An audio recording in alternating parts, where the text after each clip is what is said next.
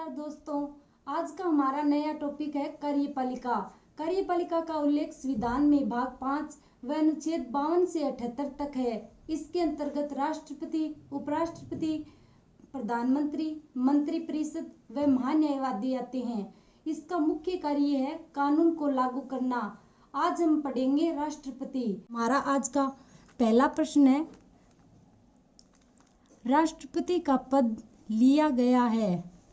राष्ट्रपति का पद लिया गया है फ्रांस से, ब्रिटेन से, अमेरिका से, रूस से। तो हमारा राइट आंसर है ऑप्शन सी, अमेरिका से। राष्ट्रपति का पद है वो अमेरिका से लिया गया है। हमारा अगला प्रश्न है, राष्ट्रपति होता है।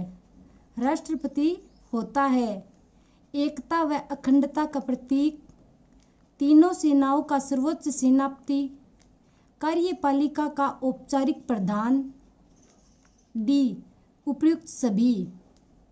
तो सही आंसर होगा ऑप्शन डी, उपर्युक्त सभी। राष्ट्रपति है वो एकता व अखंडता का प्रतीक, तीनों सेनाओं का सर्वोच्च सेनापति, कार्यपालिका का औपचारिक प्रधान होता है, इसलिए इसका सही आंसर होगा ऑप्शन डी, उपर्युक्त सभी।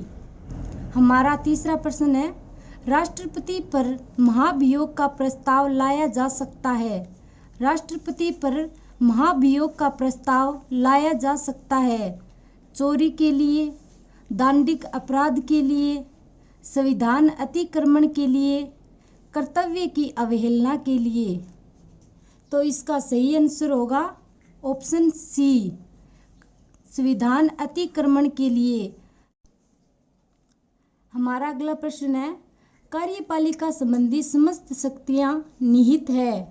कार्यपालिका संबंधी समस्त शक्तियां निहित है प्रधानमंत्री में, राष्ट्रपति में, उपराष्ट्रपति में, मंत्रिपरिषद में। तो राइट आंसर होगा ऑप्शन बी, राष्ट्रपति में।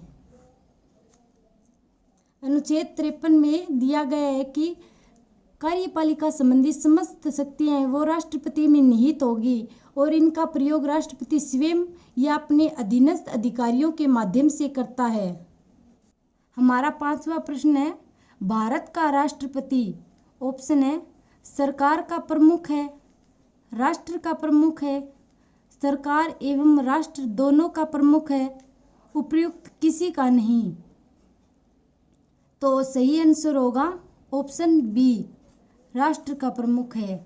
भारत का राष्ट्रपति है वो राष्ट्र का नाम मात्र औपचारिक या संवैधानिक प्रमुख होता है। हमारा अगला प्रश्न है, राष्ट्रपति चुनाव में उत्पन्न विवादों को निपटाता है।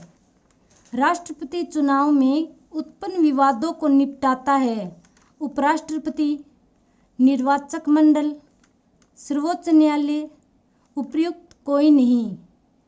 तो इसका सही आंसर होगा ऑप्शन सी, सर्वोच्च न्यायालय। राष्ट्रपति चुनाव में उत्पन्न विवादों को सर्वोच्च न्यायालय अनुच्छेद 71 के तहत निपटाता है। अगला प्रश्न है, राष्ट्रपति के चुनाव में भाग लेते हैं। राष्ट्रपति के चुनाव में भाग लेते हैं संसद के सभी निर्वाचित सदस्य, विधानसभा के सभी निर्वाचित सदस्य, विधान परिषद के सभी निर्वाचित सदस्य, ए व बी दोनों। तो इसका सही आंसर होगा ऑप्शन डी, ए व बी दोनों। राष्ट्रपति के चुनाव में संसद व विधानसभा के सभी निर्वाचित सदस्य भाग लेते हैं। विधान परिषद के निर्वाचित सदस्य राष्ट्रपति के चुनाव में भाग नहीं लेते हैं। हमारा अगला प्रश्न है, राष्ट्रपति की निर्वाचन पद्धति ली गई है। राष्ट्रपति की निर्वाचन पद्धति ली गई है अमेरिका से, ब्रिटेन से, आयरलैंड से, फ्रांस से। तो इसका सही आंसर होगा ऑप्शन सी, आयरलैंड से। राष्ट्रपति की निर्वाचन पद्धति है वो आयरलैंड से ली गई है। राष्ट्रपति की निर्वाचन पद्धति है एकल संक्रमणीय आनुपातिक प्रतिनिधित्व मत प्रणाली और इसके प्रणेता हैं थॉमस हेयर, इसलिए इसको हेयर प्रणाली भी कहा जाता है। हमारा अगला प्रश्न है, निम्नलिखित में से कौन से कार्य राष्ट्रपति से संबंधित हैं?